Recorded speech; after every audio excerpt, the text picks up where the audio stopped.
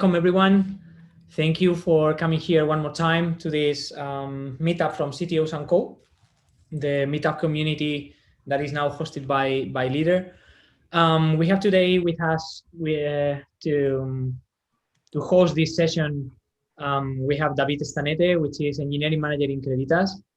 He will be sharing with us not all, I think we don't have enough time, but some of the most critical pains that he has suffered during this scale-up stage with hypergrowth, with distributed teams across the different continents, different time zones, and it will be an open session. So we will just discuss about the different topics as they are coming. We already have a couple of questions that the people has already asked.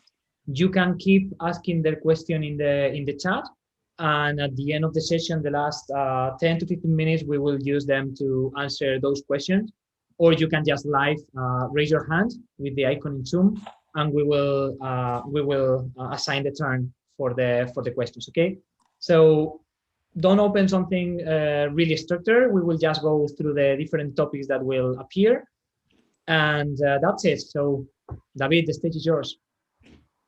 Oh, I mean, as you said, well, I'm David. Let's present myself for a little bit because we're going to talk here for some minutes. I've worked at different startups in the past. I was previously living in Madrid. Now I'm living in Valencia.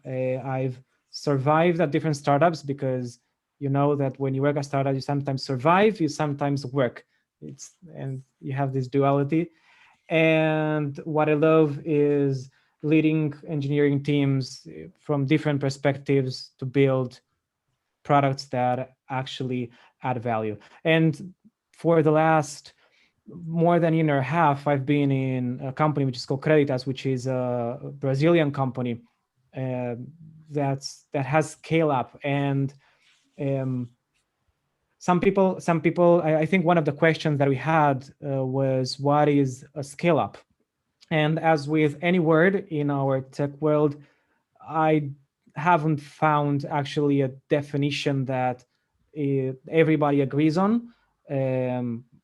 For me, a scale up is a team that has blitzscaled. Reid Hoffman actually has this book which is called Blitzscaling, which talks about how a company has the scale, the focus on scaling, and their only focus is scaling and scaling and growing and growing and growing. And when you do that, you go from 20 engineers or 20 people in the company to 40 and to 60 and to 100 and to 200, 400. And you suddenly, in a very short period of time, are in a company where you realize you don't know much of the people and you have a lot of chaos and there's a lot of craziness. Because one of the things that we're going to start is, when you scale a company that fast, you need to do sacrifices. And this is one of the things that Alvaro and I were talking these past days. Those sacrifices are needed for a company to scale up. And it happens all the time. I've been talking with people from other companies, and we wanted Alvaro to share like a story. Okay, so it's like, what happens when you arrive in a company that is going through this stage of scaling up, and you are leading some team. You're in a leading position. It may be technical, it may be managerial, it doesn't matter. The thing is, nobody tells you previously what are those sacrifices, what the sacrifices the company has made to arrive at that stage. And yeah, so probably we can start from there. Alvaro, what do you think? Sure. Yeah. Sure. And that is actually really great, because one of the things you need to do as a manager when you are arriving in a company is getting that pass, right? It's like the Chrome history. You need to know, as well as in terms of architecture, you have this architecture decision record. You need the same for the decisions that the company has done, specifically those that suppose a sacrifice of something that the company should have, but has been just put apart just in order to be able to grow. And sometimes it's that the recruiting process is faster or with less quality than expected. So then the standard of quality for the coders, for example, is not as high. It could be that the team is creating silos. It could be that no one is documenting. It could be that you are sacrificing testing, maybe in non-critical areas, just because you need to deliver new things rather than stabilizing the current ones. And there are many topics that at the end can be something unmanageable. And when you start, you want to know that information. You want to know where are the main pain points that you need to tackle, even when your manager is telling you, okay, the most important thing is to refactor this and to take care of this project. Maybe they even don't know that it's more important and can be done different with the fresh view you bring from the outside, right? So I think it's important to get this track record. And I know that you have been using blitzscaling as the Bible for this stage, because at the end is the book in caps to grow startups quickly and fast to have a worldwide impact. So I would like you to just tell me which has been those decisions though that you received when you started at Creditas to understand what you were being doing as a trade-off, right? Okay. So, well, yeah, as you said, blitzscaling was like the Bible for the company that I currently work with for a couple of years, probably three. In that, everybody in the company has read this book, and everybody understood that any decisions could be delayed, or if sacrifices need to be made in order to scale, it was a good thing to do at the moment, and it was the right decision.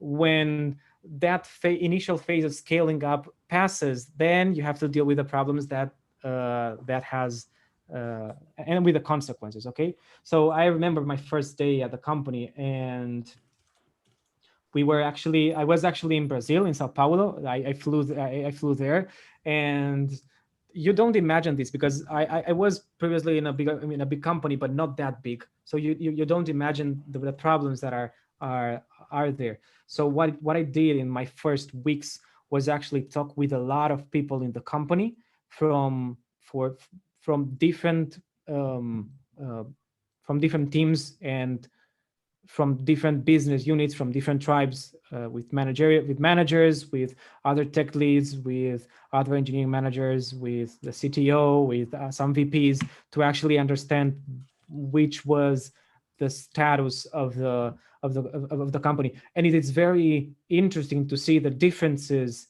because I not only talk with leaders, I also talk with engineers, and it is very interesting to see the different point of views and the different story that an engineer tells you, a junior engineer, for example, and a tech lead versus a VP. They have the totally different things that they focus on. And sometimes, depending on the business unit and depending on where on the company you go, you may see like completely different focuses and completely different pains on more junior people and more senior people. So you see that kind of disassociation, which is an anti-pattern that you will have to work with. That's what I did in the beginning. How you were tackling this anti-pattern? I mean, which is the key thing that you need to do to align the people so they understand the problem from the same point of view, and they can really communicate and solve the problem together? Well, there are a couple of things, and there are kind of 3 or 4 things, but we can start, for example, with when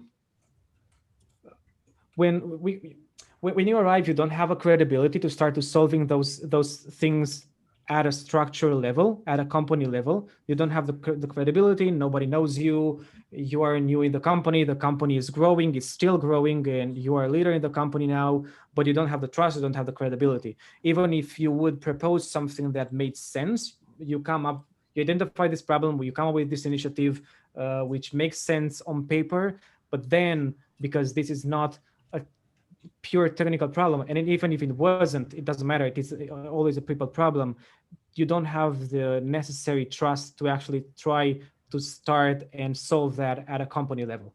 So what you do instead is start working with the team that you are leading in at the moment, if that's your case.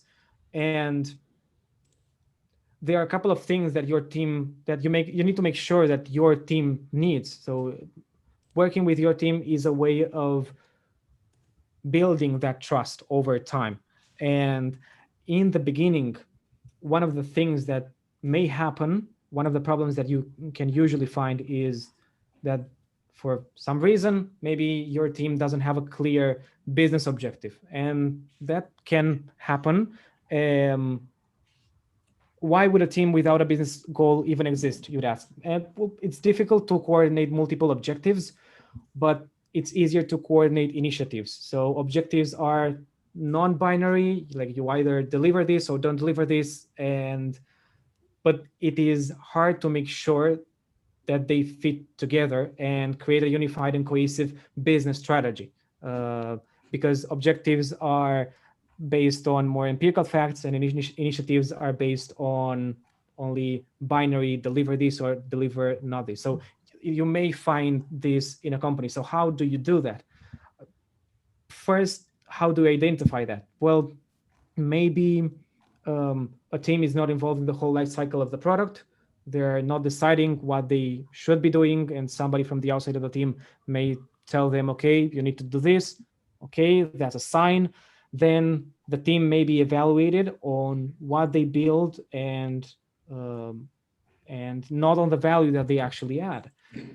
Maybe there are no dashboard to measure success or failure. Maybe product iterations take weeks or months. Maybe the building traps. This is mostly because the building trap creates the illusion of lower risk. And what do you do, for example, to try to solve this anti-pattern? You're not going to change this at a company level, so you need to start small with your team. So maybe you need to talk with a business owner to give a talk to the team to make them understand the business. Maybe make sure the engineering team actually understands the business and invest time in that. Maybe start involving the business owner in the day-to-day of the conversation with the rest of the team. Maybe start a pilot with only one initiative, only one feature to actually shift the conversation around objectives. So, and this happens also with any kind of anti-pattern. This is only an example for an anti-pattern that is a team doesn't have a clear business objective. You need to start small at the beginning, starting to solving it or trying to solve it at the company level, even if it makes sense, because this is a very complex social environment. It is going to be very difficult, and you don't have the trust and you don't have the credibility at the beginning. And it's much easier when you go small to have the buy-in from everyone. Like it's like, we are going to do a test. It's going to be these 5 people. It's going to involve just one sprint, and we are going to test if they get more of the company vision and the objectives. Yeah. Through 3-hour session that we are going to have, we are going to experiment. We are going to practice like developing that business vision, explaining. Can we do it? And it's like, obviously, yes, it's much easier to sell that. And then when you have the results, you can say, hey, these are good results. We are going to expand to 2 teams more. And then in a flow of, I don't know, 2 months, you have 50 people on board it. And then the social structure starts to understand that you are making a change, right? And it's better to start lean, start small, propose this kind of lean approach that is applied to the business, also to any initiative that you want to get a buy-in. It's much easier from that way. Yeah. Definitely. So yeah, business objectives not clear for the engineering team. This is something normal. We have been taught like really in an engineer way, and most of us that don't have the necessary skills or the information to think in business. We are just thinking in our task from a technical point of view, engineering point of view, to solve the problem. But when you do it aligned with the context and you know why the company is doing that in the first place, and how this is going to impact business at the end, more margin at the end, more benefits or less cost, it's relevant because it keeps you much more engaged with the task than really only doing the task itself, right? It does. And it is difficult to maintain an eye on the business when in a growing company, you will find teams that are more specialized in a very close area. And it is very difficult to, sometimes it's actually very difficult to link, to draw a link between what a team does and a business objective, because some teams are so specialized and it is very easy to lose the business objective from your mind, you know? And yeah. That's the work of the manager at the end, to make that link between business and this specialized function that is technology, right? And to explain in a manner that even for the specialized guy that is doing something that seems not to be relevant for the business objective, uh, translate that pressure that everyone is adding up for the objective, even if it's not really clear. And that's what we mostly miss from the management layer, right? That sometimes even the manager doesn't have the adequate knowledge or experience setting these business concepts in order to make the team also breathe in business every single day, right? And then all the whole tech is dysfunctional. Yeah, I would say, like, besides the people and besides the team and making working with each individual and working with the team, I would say if the team doesn't have a North Star objective, doesn't have a purpose, a non-binary one, an objective that can be measurable, and somehow some way of measuring success that is not deliver this feature, which is going to be catastrophic, I would say that should be, in my opinion, one of the main objectives for a manager or a leader of a team to achieve as fast as he or she can. Yeah, is this kind of information that should be there as a link in the bookmark in every single computer. It has to be the first one, the vision, the mission, the objectives, the quarterly goals of the company, so they are breathing business every single day and not only focus on the next task to do for the sprint, right? Yeah.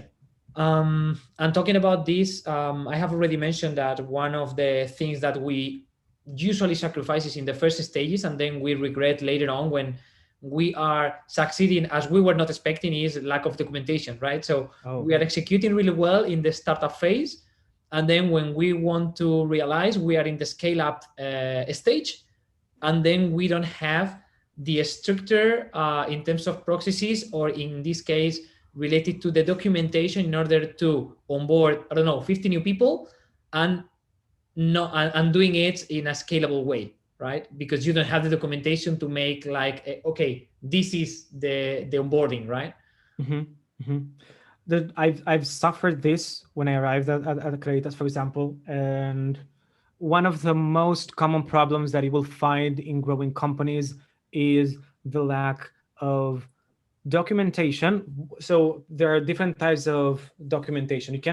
You can sometimes lack documentation, and this is not very harmful because documentation of code can be written eventually, but recording knowledge, things that other people have learned with experiments and what they tried, what has worked and what has failed, uh, this is like very and extremely painful, because there's a lot of work that gets lost. And as years go by, and in a scale up, which is usually after maybe, I don't know, 7 8 years of a company, which, if everything goes well and arrives at that size, if you think of companies like, I don't know, maybe Uber or Netflix, or companies that have went through that scale up phase, even Creditas, after 7 or 8 years of growing steadily, you have that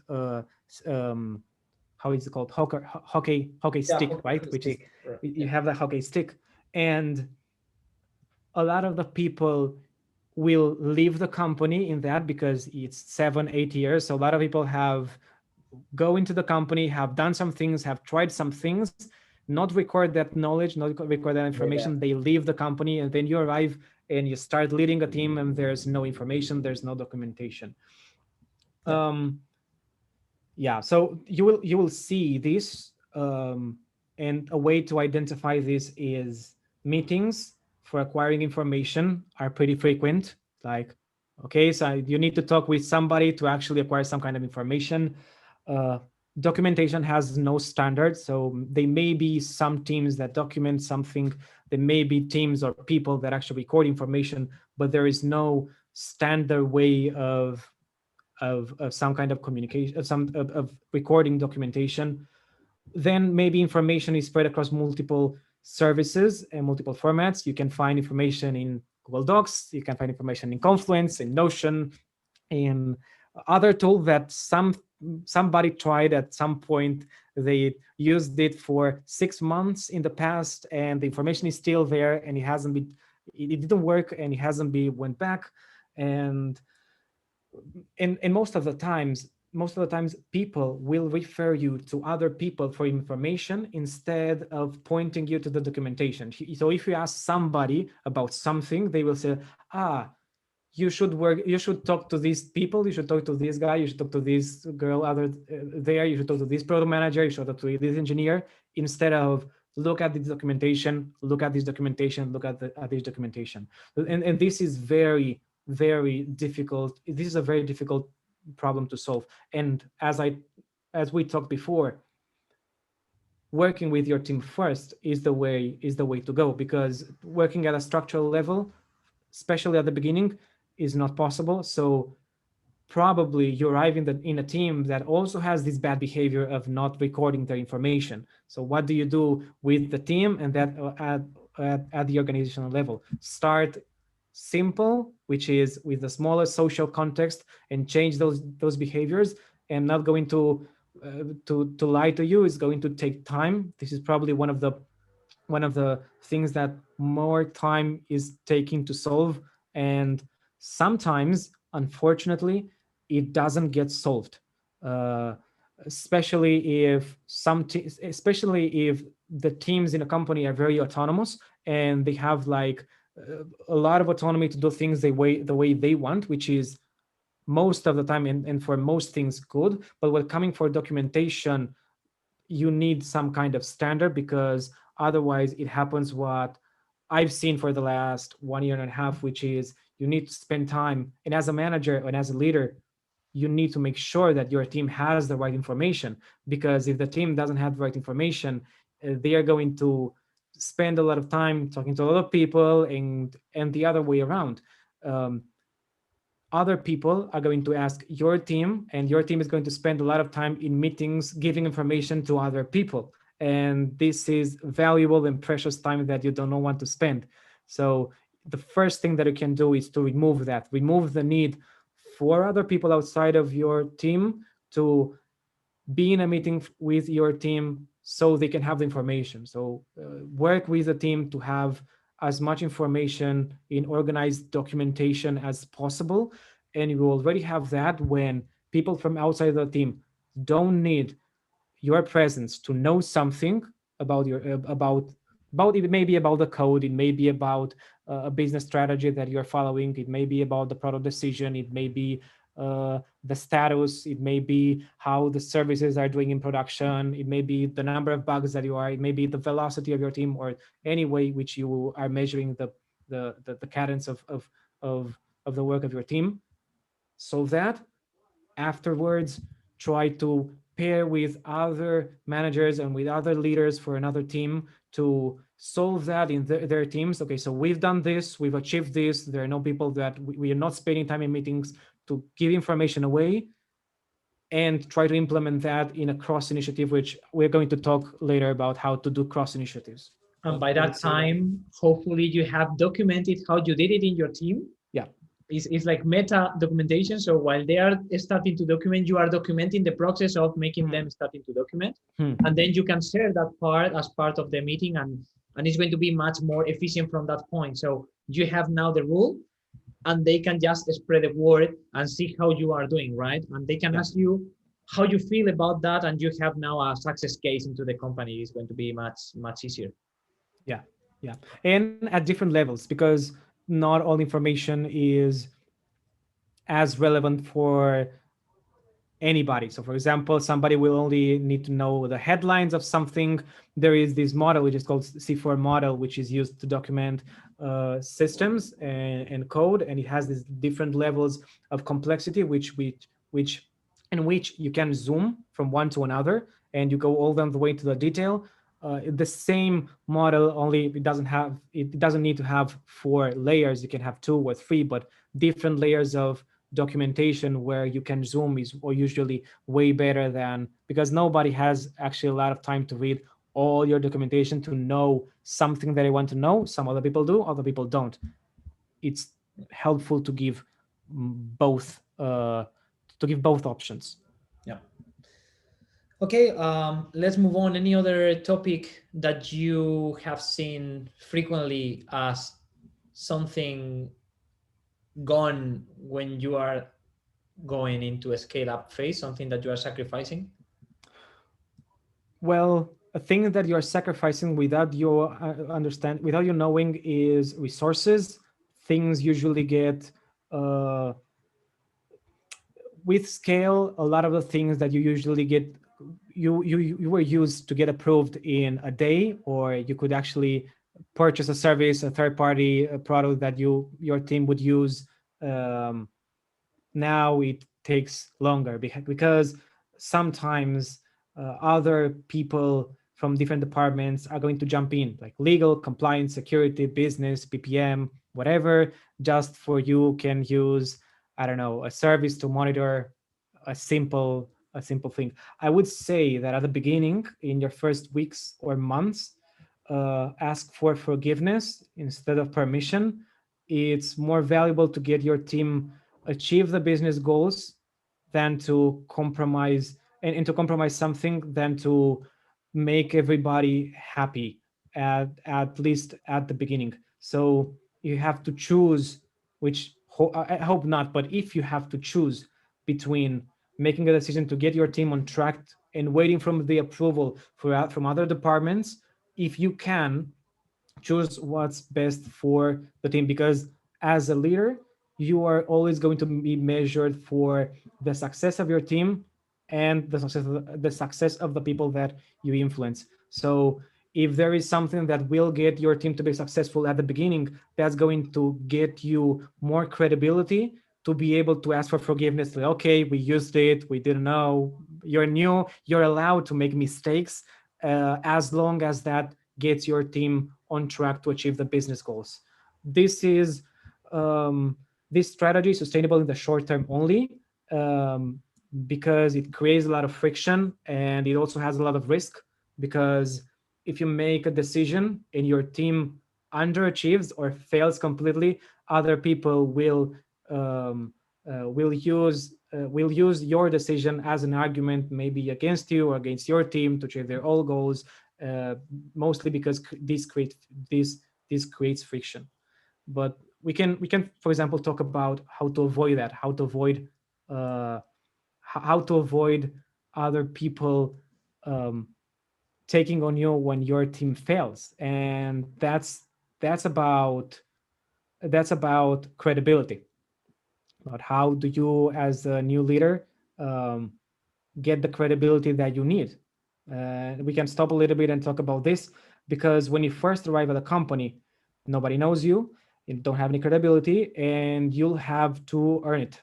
And nobody trusts you, even if they say they trust you, because it may be an open company and everybody has ownership and they hired you, and yeah, you have the trust. But the reality, our mind as human beings, you are a newcomer, you come from the outside in our company, and you're still not one of us. You're somebody that we don't know, and we have to see how everything goes.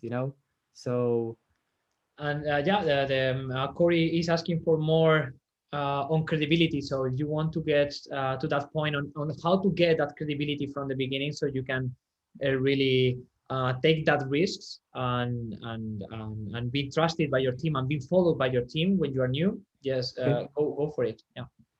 Okay, so there are two types of credibility. Credibility with your team, okay, which is usually easier to get if you're on the side of your team, if you're always on the side of your team, which you should do at the beginning.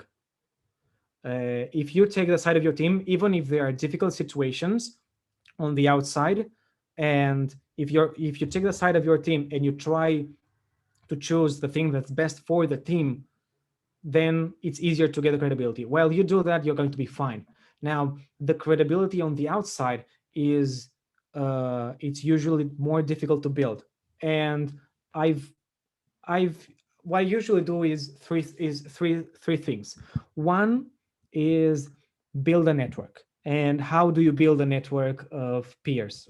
Well, you start with your peers. You start with other managers or other leaders in your organization, and what I usually do is just talk to them, especially now remotely when we are not in an office. In an office would be way easier because you'd have human interaction and you could go to lunch with them, and you could maybe stay at work, and maybe you could go to their desks, and if you see them a little bit sad, you would ask them, okay, what's going on, can I help you with something? But now you can't see that. So what I usually do is just ask my peers to take a coffee from time to time, a virtual coffee, to have a virtual meeting and ask them mostly about what are their pains, how are they doing, how what are they trying to solve, if they are trying to solve something, what are they trying, what are they struggling with. So um, showing that you care about them, and you truly have to care about them, because otherwise being false about that, it's not going to work. If you care about what are their problems, and if you try to um, say that, okay, so what's your problem, can I help you with something, that's the best way to start building a network, especially when you're new at a company. With time, other people are going to approach you, because other people are going to get to know you. Yeah. Second thing that I do is to help other people, and let me go a little bit more deep into this. Mostly, you can't know the context of other people so well, and don't have the time to actually do a very deep follow-up of every people. They may be your peer, they may be somebody at the other end of the company, it doesn't matter. But um, mostly through coaching, and this is asking good questions, trying to actually understand their situations, and this is difficult.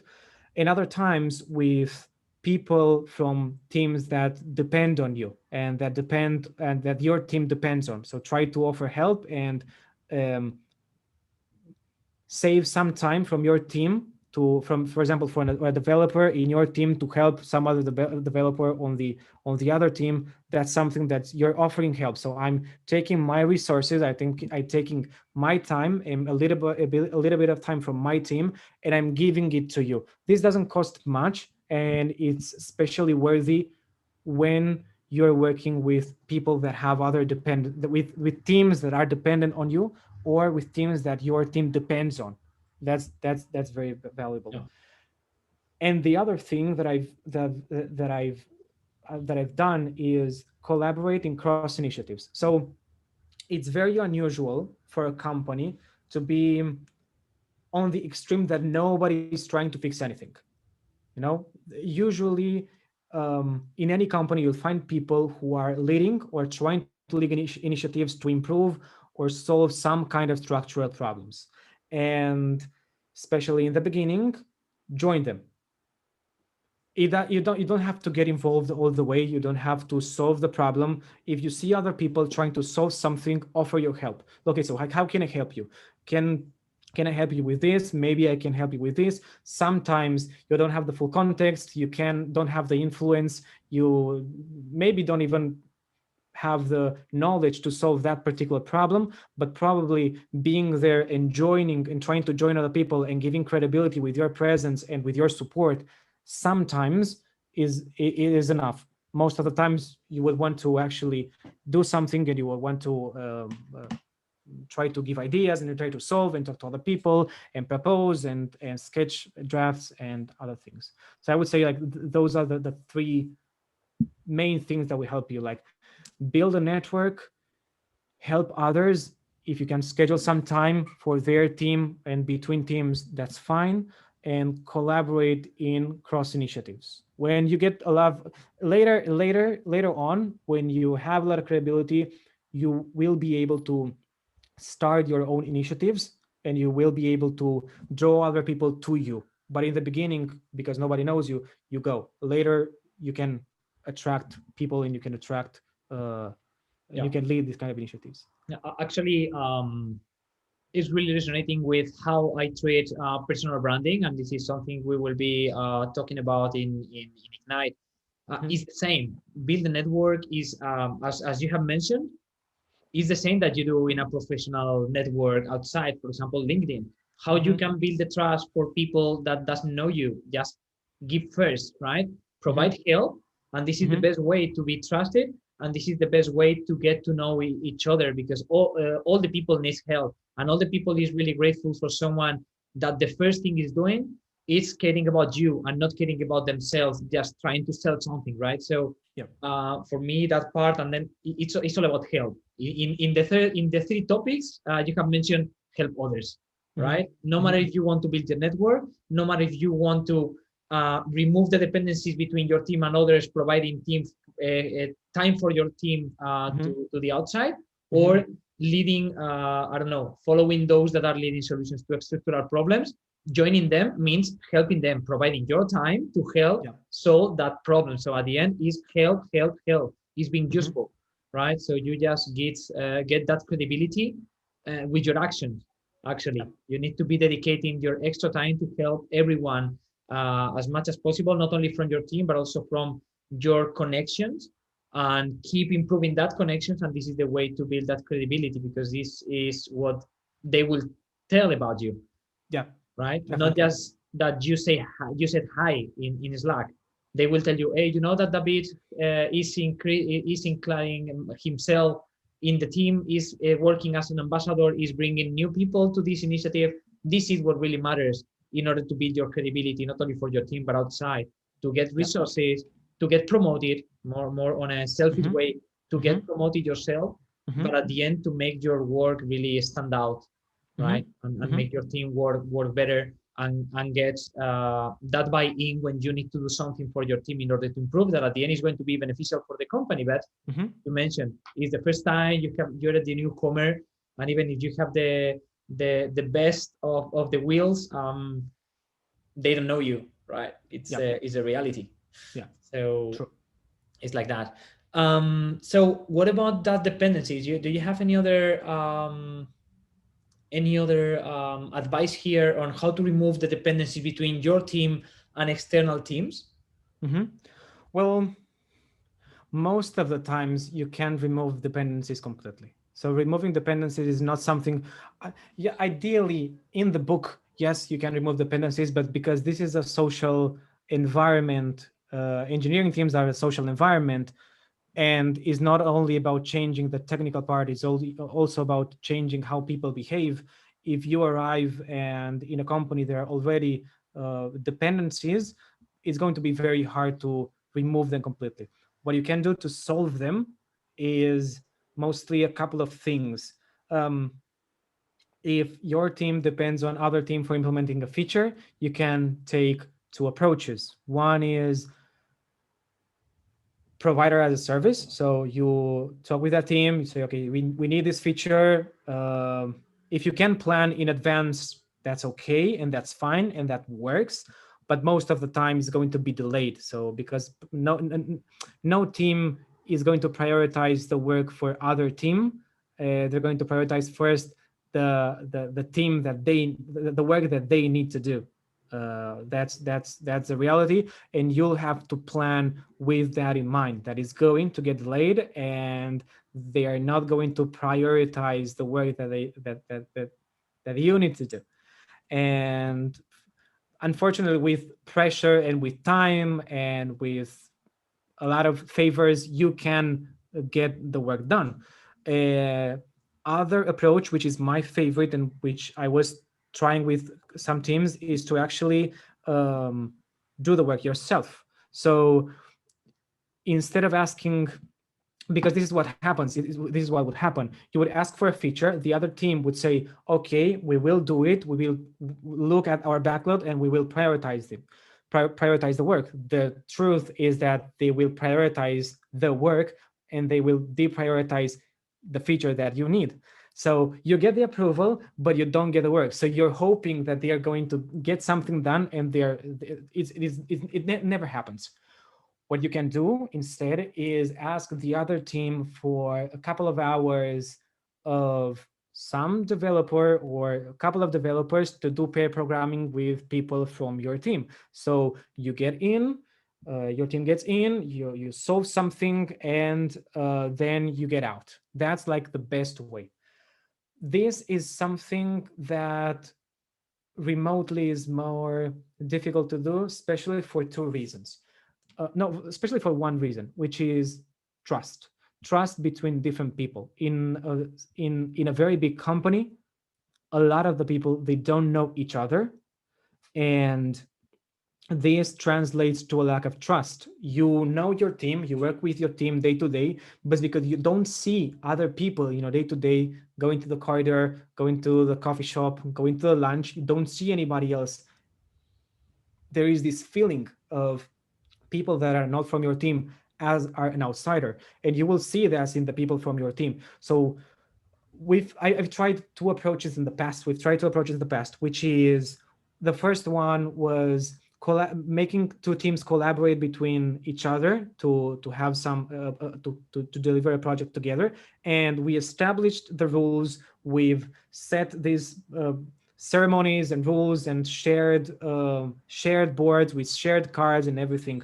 But the thing is, we've never removed the tension from the conversations. There was always this tension in this conversation, like people from other company, and we were people from the same company, but there's always this tension.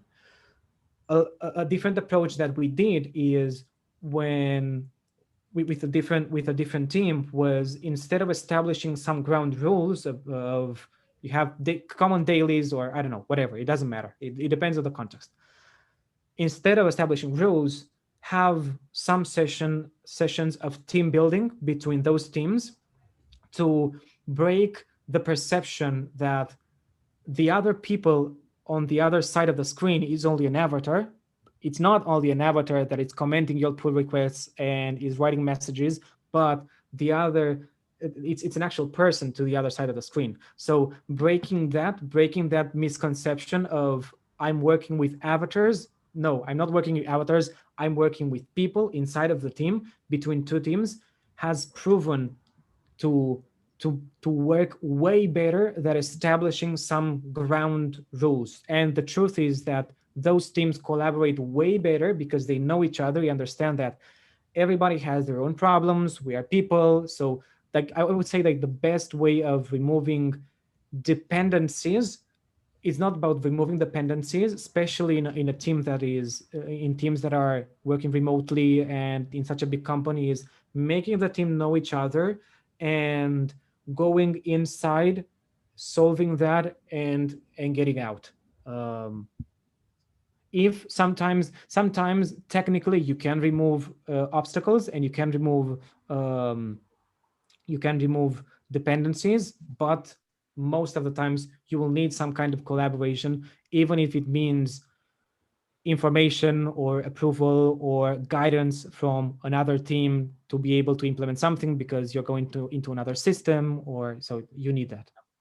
No, at the end, if the systems are connected and the piece of work you are doing is connected to each other and is not totally isolated, which is really complicated, specifically in big companies, it's very difficult to have your team only working on that microservice with that database that doesn't require any other data, and using service No. discovery is if impossible. if your company is focused on business goals, and every team is doing some kind of vertical development, you're going to have to work on different services. You're going to have to implement, especially if you're following on a strategy like inner sourcing, like internal open sourcing. So that's going to happen.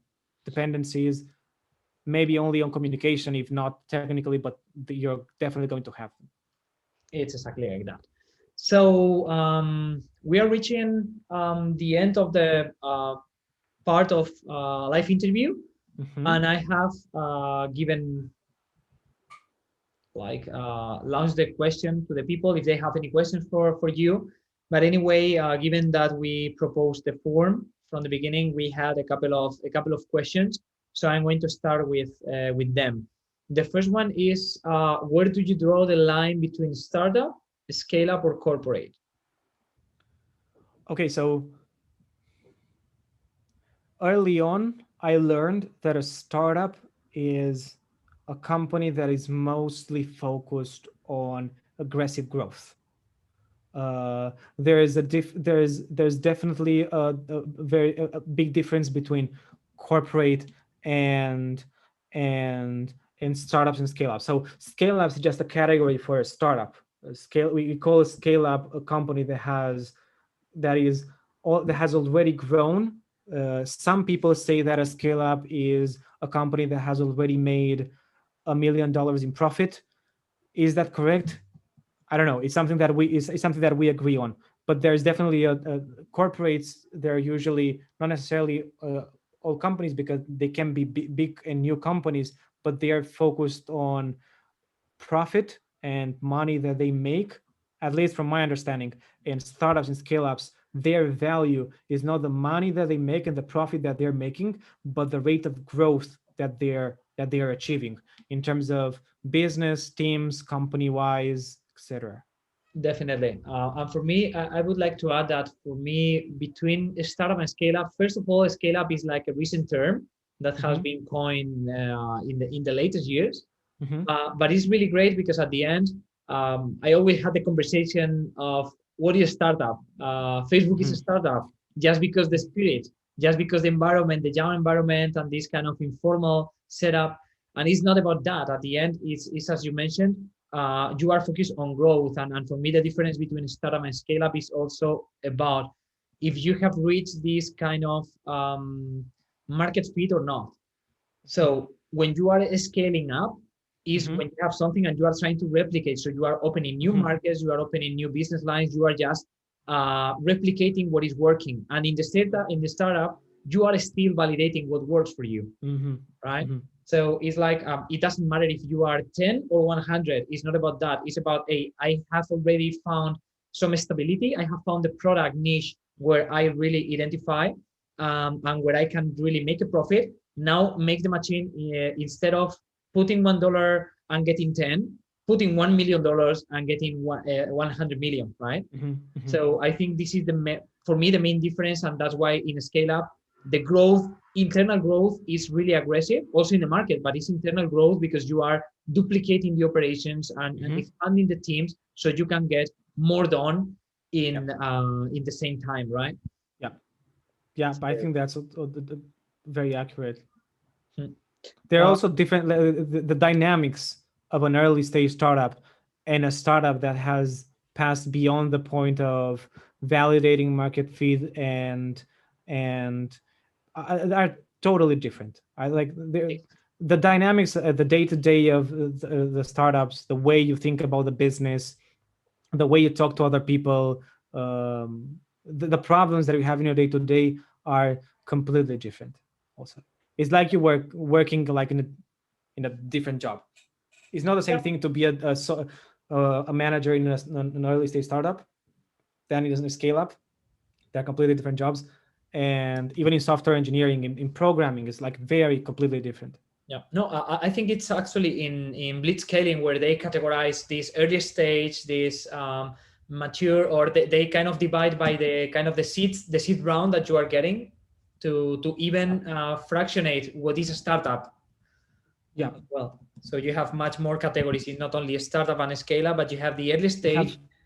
They have like five. They have 5 stages. They have family, tribe, village, city, and nation, which is like the 5 stages of which, and each one has different dynamics and different. Yeah.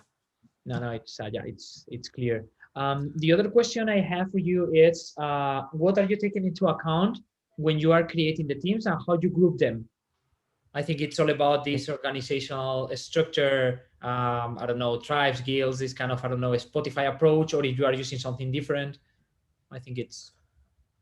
Oh, that's a difficult question, because it doesn't depend only on you, but it depends on how the organization is right now uh, organized, and it depends a lot on the business goals and how the business works in your company.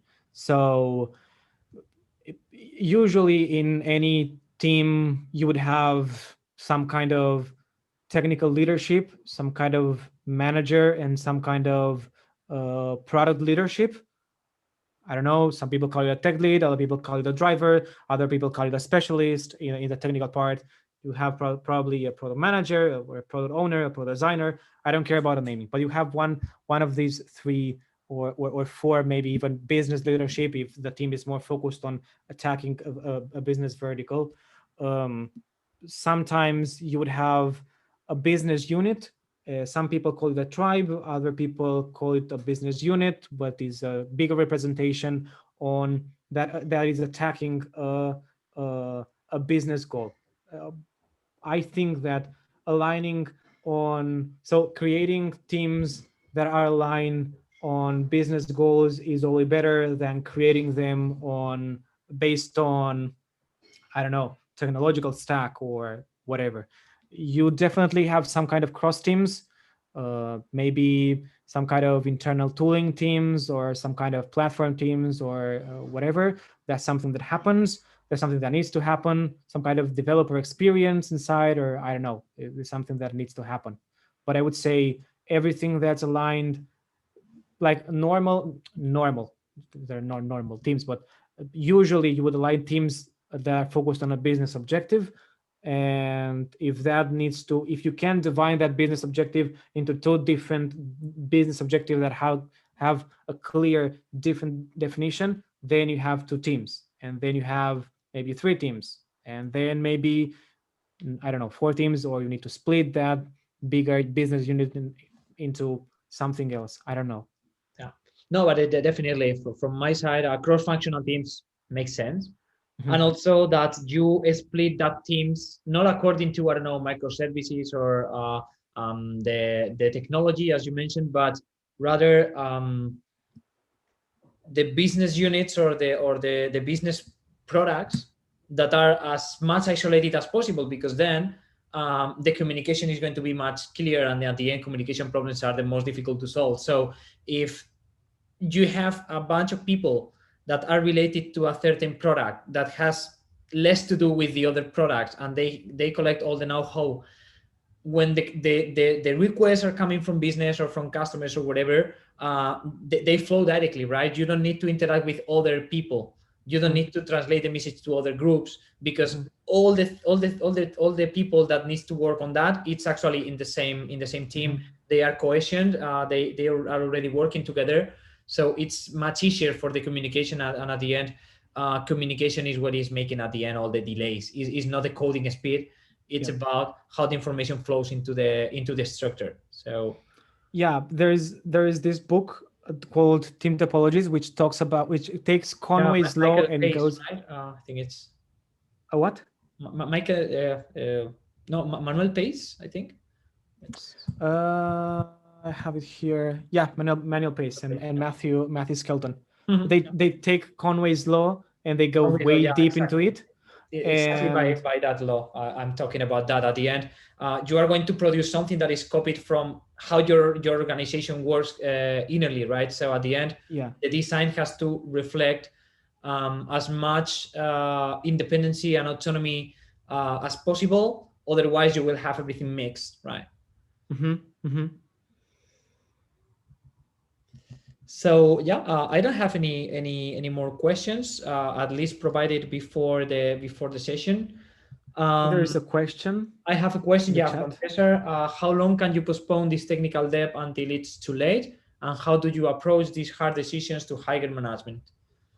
Okay, so first, don't talk with higher management. That's a very bad strategy.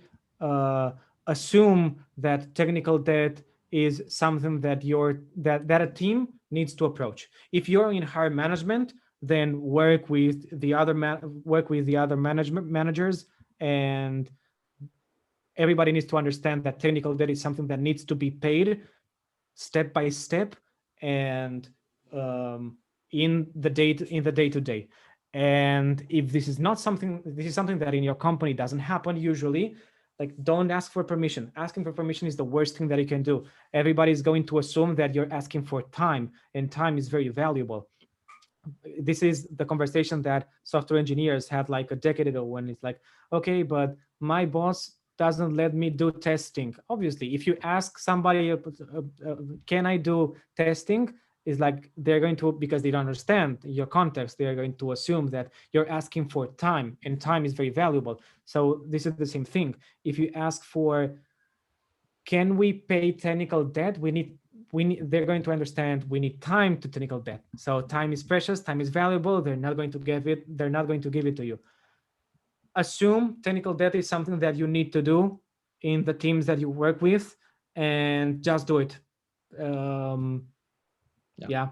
Boy Scout principle, for example, like involving a bit more time for any task to Sometimes, some other times you would need, because there are different types of technical debt, and this is the whole other hour of conversation. But yeah, sometimes, we other times you need to, other times you need to actually specify technical debt, because it's something that needs more work, maybe, or a refactor that's not something tiny, but it's a little bit bigger, and you need to allocate some time. But don't ask for permission, ask for forgiveness when it comes to good practices. And if you need to communicate something, it's about the outcome of doing that technical debt getting paid, right? It's about more resilience or more stability or whatever, right? But at the end. Okay, thanks to you, Cesar, for the question. With that, we are reaching 7 p.m. and I want to be punctual. So thank you everyone for coming here. You know that David is in the leader community in Slack. So if you have any other question pending, you can just approach him. Better if you did it in public in the general challenge, so many others can learn from the response. Many others can join, because at the end we are just a bunch of people, and his opinion is as valid as the opinion of each other. Don't believe anything. Don't believe anything what I said. It's just my experience, and it may work for you. It may not work for you. If you try something that I've said and it doesn't work, that's fine. Try other things and share it with the rest of us, so we can all learn from each other. Yes, sure. The good thing, personal opinion, and in this case, again, it's the opinion of everyone. From my side, it resonated a lot with my last stage at WeFox, and I have been identifying the same problems when you arrive there, when you need to change something structural and you don't know how to approach it, or you fail miserably because you don't have that trust, you have not built that network already to get enough buy-in in a C-level in order to make it happen, or your team doesn't trust you yet. All these things have resonated with me, and you have been really clear in the approach of explaining at the end, not only identifying the problems you had, but you have given really clear and structured solutions, or at least things that we can do that can work. So thank you very much, David, for this hour of experiences into Creditas, and letting us dive into how this scale up is working, and how it's tackling the problems of this compromise and this trade-off of growing too fast, right? Yeah. No, thank you for inviting, and thank all of you for being here, listening and talking to us. So yeah, thank you very much, everyone, and nothing to add. See you in the community. You have both of us there, and see you in the next meetup. Okay. Bye, everyone. Thank you, everyone.